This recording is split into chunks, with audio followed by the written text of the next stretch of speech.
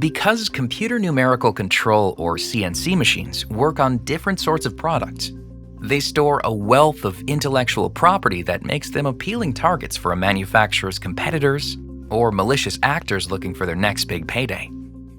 We've identified 3 ways attackers might attempt to get their hands on this valuable data. One of these seeks to steal the product information contained in a CNC machine. This includes details on what parts a machine produces and what tools and programs are used to make these parts. This information helps the manufacturer cut down expenses and improve its production processes, so a leak could cost it its competitive edge.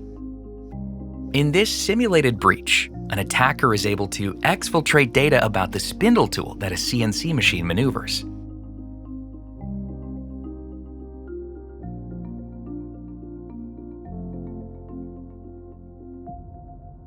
Controllers from all 4 vendors that we tested were vulnerable to this specific attack. In this video series, we look into the different cyber attacks that CNC machines could fall victim to and take deep dives into how these attacks unfold.